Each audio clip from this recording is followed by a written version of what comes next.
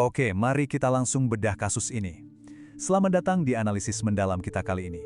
Tragedi tabrakan kereta di stasiun Bekasi Timur pada 27 April 2026 itu bukan sekedar insiden mekanis biasa ya. Ini benar-benar momen krusial yang menelanjangi sistem transportasi kita. Memperlihatkan gimana jadinya kalau infrastruktur warisan masa lalu bertabrakan langsung dengan ekosistem mobilitas pintar modern. Hari ini, kita bakal ngelakuin audit forensik klinis terhadap rentetan kegagalan sistem yang berujung pada hilangnya 15 nyawa.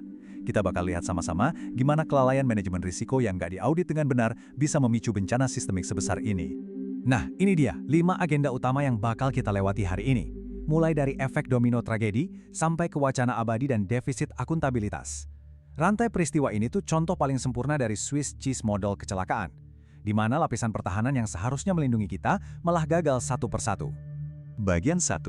Efek domino tragedi Bekasi. Kita mulai dari gimana sebuah anomali kelistrikan yang sangat lokal bisa berubah wujud jadi katastrofe berskala nasional. Coba kita perhatikan kronologi presisinya di sini. Jam 8 malam pas, sebuah taksi listrik mogok tepat di tengah rel perlintasan Ampera atau JPL 85. 5 menit kemudian, KRL tujuan Cikarang menabrak taksi tersebut. Insiden awal ini langsung memaksa sistem operasional menahan kereta lain, yaitu KRL 5568A, yang posisinya lagi di peron stasiun Bekasi Timur.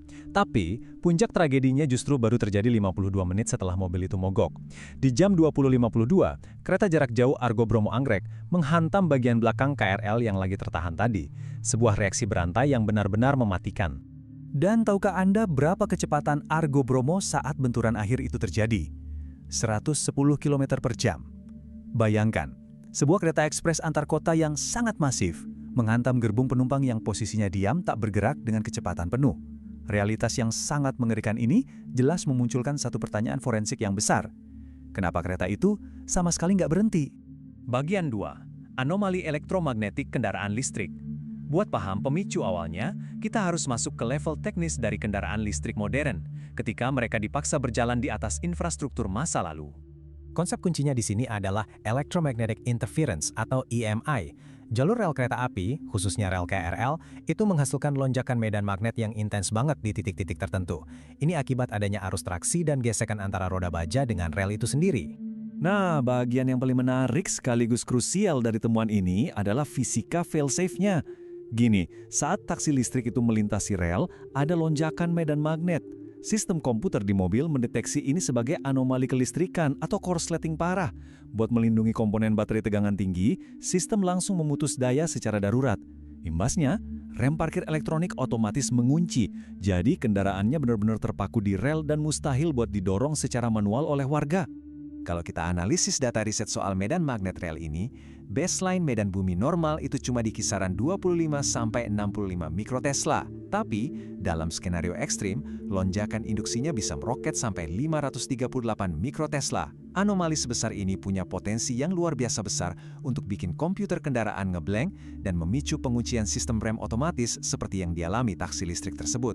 Bagian 3. Infrastruktur informal di jalur maut. Disinilah ironinya terasa sangat kental, ketika teknologi mobilitas pintar berhadapan dengan infrastruktur jalanan yang sama sekali nggak terkontrol.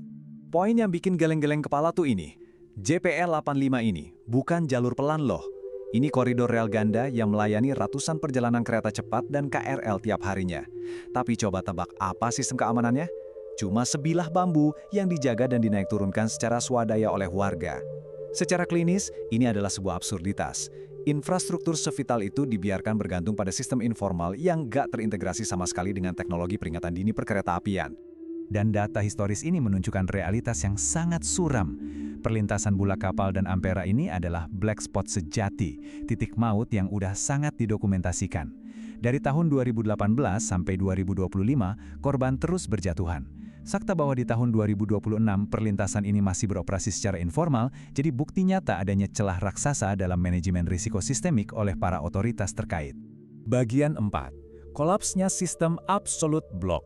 Sekarang kita bedah kegagalan operasionalnya. Kenapa protokol otomatis yang seharusnya menyelamatkan nyawa malah ikut gagal total?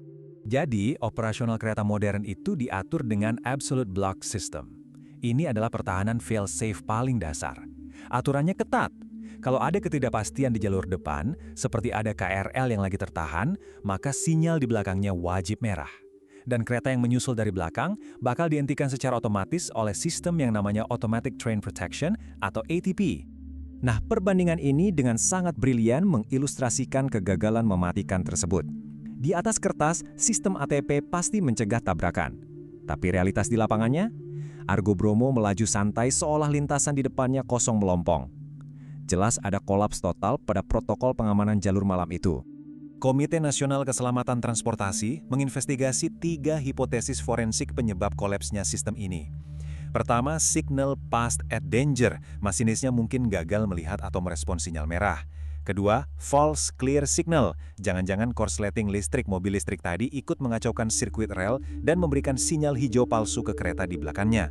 Atau ketiga, kegagalan miskomunikasi dari pusat pengendali, di mana informasi soal evakuasi KRL sama sekali nggak tersampaikan ke masinis Argo Bromo. Bagian 5. Wacana abadi dan defisit akuntabilitas. Kita masuk ke segmen terakhir, menyoroti penyakit tata kelola dan gaya reaktif para pemangku kebijakan kita. Tolong perhatikan baik-baik kutipan resmi pasca tragedi ini.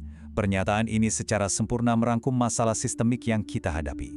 Solusi fisik seperti pembangunan flyover atau underpass itu baru dijanjikan, baru akan direalisasikan secara serius setelah ada belasan nyawa yang melayang. Ini yang memunculkan kritik tajam soal fenomena pencatat maut. Otoritas kita terjebak dalam defisit akuntabilitas yang parah, di mana instansi terkait sibuk lempar tanggung jawab. Padahal wacana pembangunan flyover di titik maut ini tuh udah ada sejak 2018. Tapi karena terus-terusan cuma jadi wacana ababi, ujung-ujungnya otoritas kita cuma berfungsi sebagai pencatat korban ketika manajemen resiko mereka meledak di depan mata. Jadi, untuk merangkum temuan audit kita hari ini, melalui kacamata Swiss Cheese Model, tragedi Bekasi Timur terjadi karena 4 lapisan kegagalan yang tembus di waktu bersamaan. Anomali teknis EV yang mengunci rem, infrastruktur bambu yang informal, kolapsnya sinyal keselamatan ATP, dan tentu saja pembiaran sistemik soal janji flyover. Semuanya punya peran, nggak ada satupun yang berdiri sendiri. Sebagai penutup, saya mau meninggalkan Anda dengan satu pertanyaan mendasar yang bikin kita semua harus berpikir keras. Saat kita terus berlari mengejar era smart mobility dan kendaraan canggih, mungkinkah teknologi masa depan itu bertahan dengan aman di atas kerangka infrastruktur masa lalu yang rapuh dan informal? Terima kasih sudah mengikuti analisis mendalam kali ini. Coba tanyakan pada diri sendiri, apa langkah nyata yang harus dipaksa mulai hari ini supaya tragedi macetnya akuntabilitas ini nggak terulang lagi? Sampai jumpa di bedah kasus kita berikutnya.